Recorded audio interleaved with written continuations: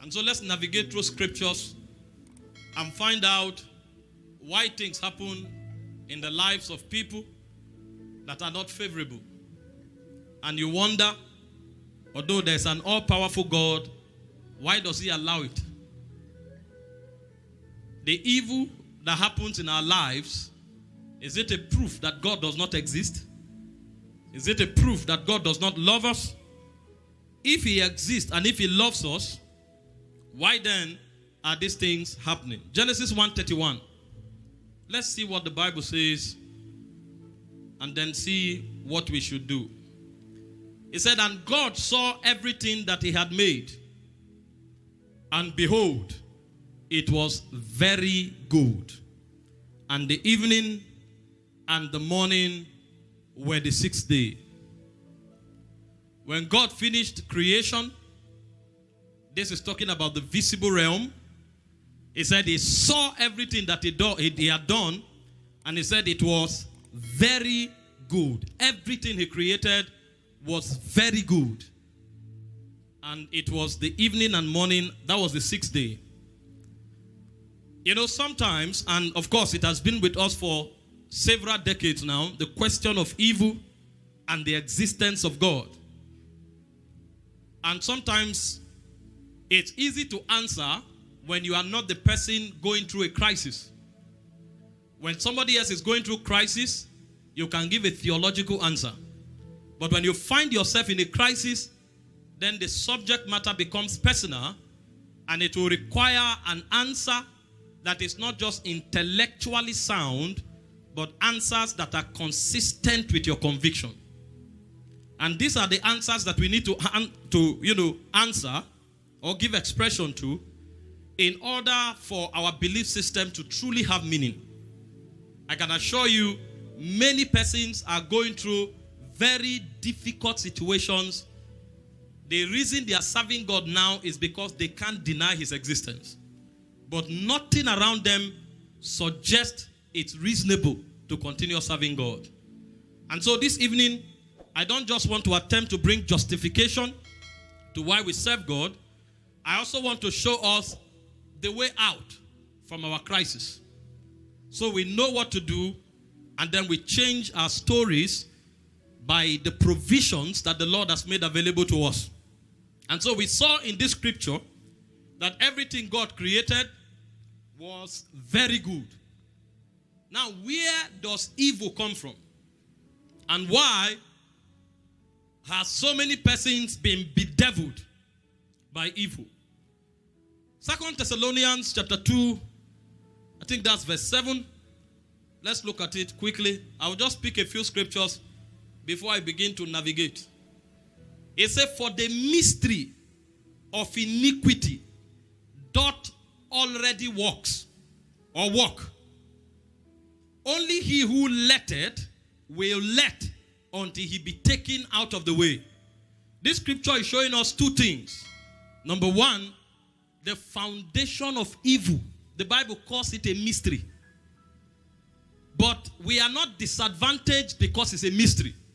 He now tells us there is an authority that gives clearance for evil to happen.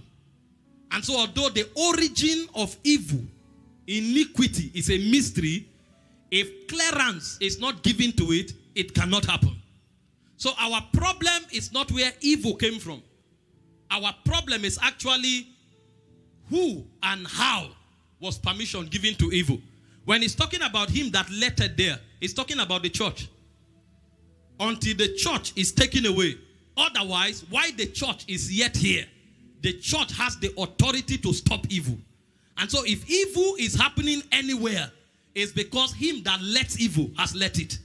But if him that lets evil does not let it, evil cannot happen until he's taken out of the way. And that's talking about the rapture.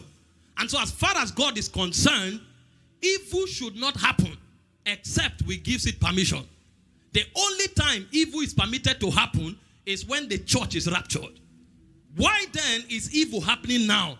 It's because either through ignorance we have given room to evil, or consciously we have cooperated with evil. Otherwise, everything God created was good. Remember, in Ezekiel 38, verse 16 and 17, the Bible showed us the first time iniquity appeared. And it didn't tell us how it became. He only told us where it was found. Talking about the prince. Ezekiel 38 verse 15. Let's look at those scriptures very quickly.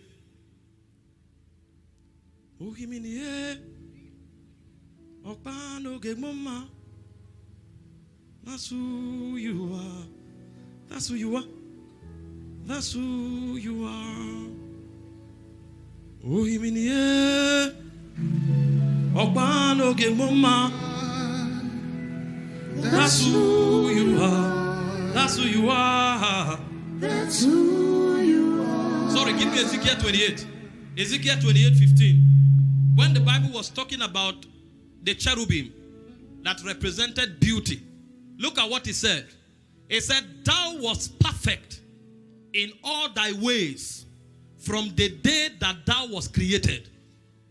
So even this being that first opened the gate for iniquity, the Bible said from the day he was created, it said he was perfect.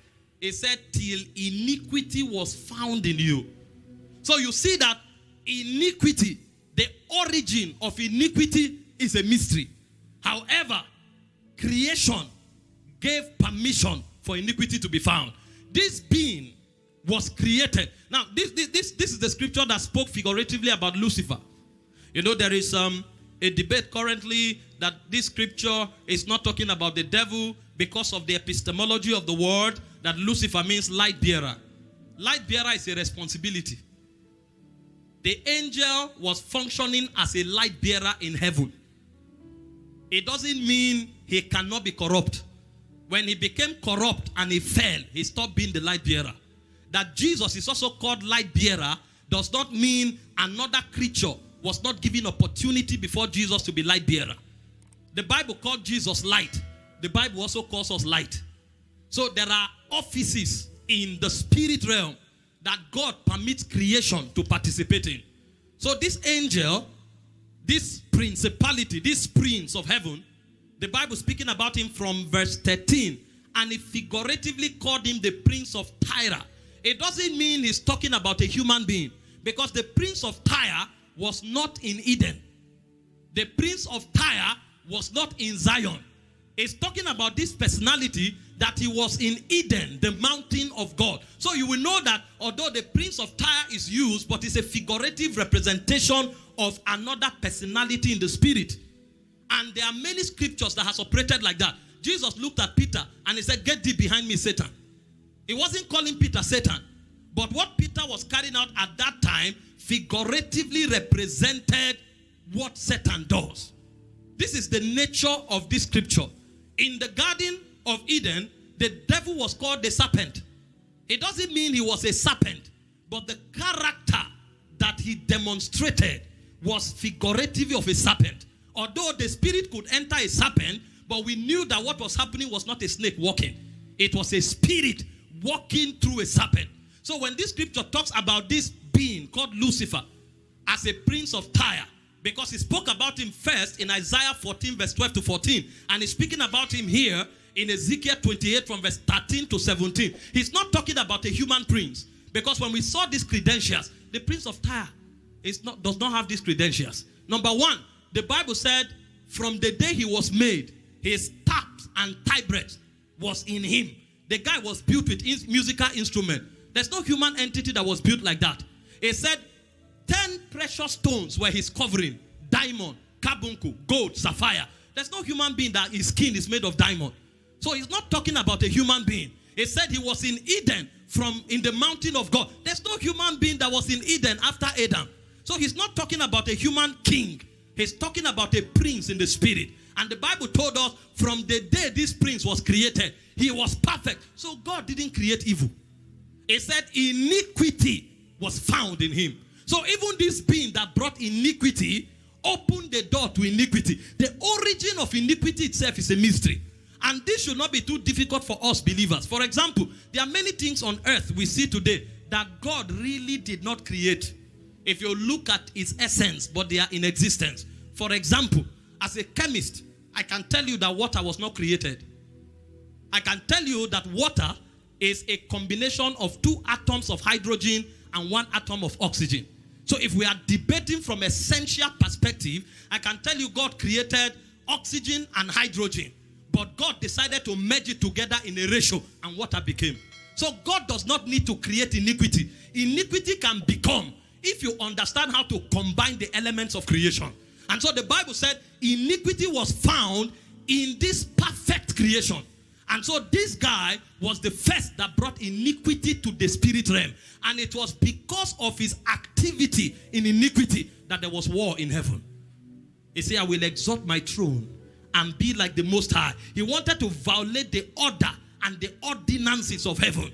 And so Michael stood up against him, and there was war in heaven. And he was cast from the mountains of God. And he came to earth. The moment he came to earth, Revelation chapter 12 tells us, woe to the inhabitants of the earth. The custodian of iniquity has come. And so when God created the man, God decided. Now something happened. When the guy collided with earth, there was chaos on the earth. So when you read Genesis chapter 1 verse 1, the Bible said in the beginning God created the heavens and the earth. There was no problem with earth. Suddenly, it said, and the earth was void.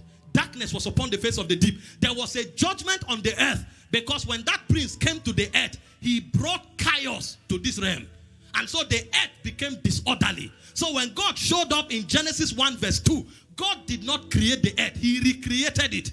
Nobody knows how the earth was created. The creation of the heavens and the earth is a mystery. But in Genesis 1 from verse 2 to 31, the Bible showed us how God recreated the earth. That's why you don't know where light came from. That's why you don't know where water came from. That's why you don't know where dry ground came from. All of them appeared because they have been created in the first earth that was destroyed. So it was when this prince fell to the earth that the government of the earth was affected. And so now that God has recreated the earth, God needed a new governor on the earth realm, because this guy was the prince that was on the earth. In Isaiah 14 from verse 12, he was the ruler of the first earth, but he decided to exalt his throne from the earth above the stars of God and become like the Most High. So his office on the earth had become vacant. Now God wants to create another prince, and he said, let us make man in our own image, after our likeness, and let them have dominion over the earth realm. So a new governor has been put on the earth, and God warned the man, this earth is now under your government. What you do matters. Don't open the door of evil.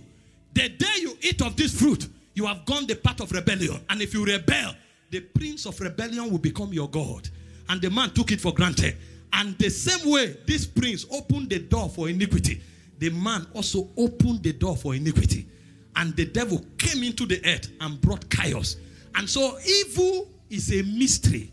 But we know that the devil, who was first of all the bearer of light, is the one that opened the door. And we now know that the way evil came to the habitations of men was when Adam aligned to that prince and opened the door. Because when you study how civilizations are built, one of the things you notice is that spirits rule realms. And every realm a spirit is ruling, the rules and the outcome of that realm is consistent with the nature of that spirit. And so the earth too was perfect. Adam was perfect. When he opened the door to the devil and the devil came in, the character of the devil now superimposed over the earth. And so the earth that was once perfect also became evil. The man that was once created perfect also became evil. And that was not all. The man also became the slave of the devil that he now obeys. Because the law of the spirit states that whoever you yield yourself servant to obey, it said the servant of him you are, whom you have obeyed. So when he obeyed the devil, he didn't just open the door to iniquity and evil. He became a slave of the devil. And because he's the first man representing the human race, everything he did had a consequence on every man and on every territory that was within his jurisdiction. And from that day, evil became natural on the earth that was created perfect. God has no offense in the matter, because he didn't create iniquity. Iniquity was found in the heart of a prince of light. He gave room for iniquity, and he extended the iniquity to the earth And the man opened the gate to the devil for the iniquity to enter his realm. And now the devil is called the god of this world. And evil is his nature. So naturally, evil dwells with men.